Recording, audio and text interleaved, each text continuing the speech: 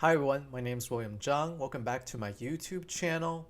Today we're going to talk about the result of our prediction on the US debt ceiling crisis.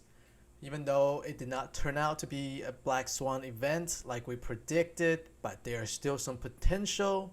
So we're just going to talk about the possibilities and how we did with our portfolio during our prediction. So here's what happened. Mitch McConnell, the Senate Minority Leader, caved in to Democrat demand and actually suspended the debt ceiling until December, I think, 6th or 2nd of this year. So the United States can borrow money and can borrow money and meet obligations. So there's no short-term default risks. But December 2nd or December 6th is still an upcoming deadline. A new bill must pass in order to raise the debt ceiling.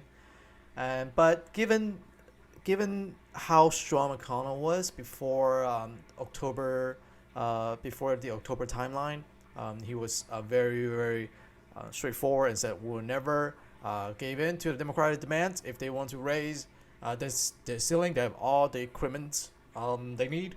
So but then he just caved in the last moment. Well, very quickly, and I guess it's a good thing. It's the right thing for the country, which is we will never put the risk of damaging the United States' full faith and credit in doubt, and we'll never risk losing the trust of the United States government. That's much more important than having a little political win, and that's a good thing. But in terms of our prediction of it becoming a black swan event, actually it didn't work out so well. But how did that impact our portfolio? So here's a little background. Before the pandemic, before the prediction, I entered into a short position, net short positions on the U.S. market in both tech and in the QQQ, and in the SPY.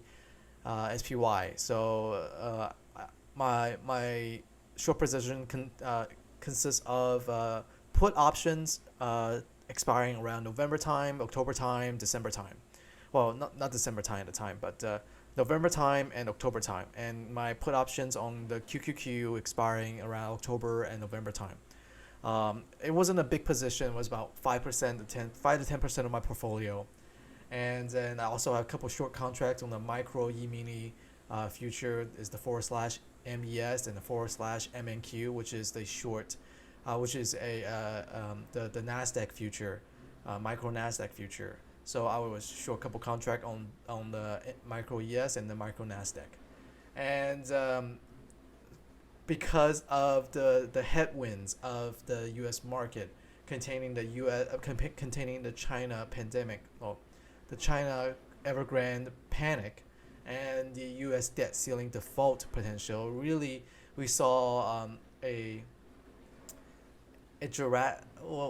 of like a small sell-off in the U.S. market, and that really played well into my portfolio. Even though before I entered into the position a little bit too early, so I lost a couple $1,000. That's like a few percentage of my portfolio, and but then we made it all back, and we ended up a little positive. So on the trade, and then since then we've closed out a majority of our positions, and then we're still keeping a little short delta, and I'm still aiming to really get into the short side of the market, because I'm feeling it feels a little frothy, and then we might really see some sort of heavy downfall if it starts falling again. So this is about it for this video, and I didn't want to talk much about the stocks and everything, because this wasn't really feeling enough of a content creation perspective. But for my next episode and next video, I think I'm going to push out some more interesting content, a little bit about things other outside of investing. And if you notice, I changed my channel name from Rage Money to just my name, William Zhang.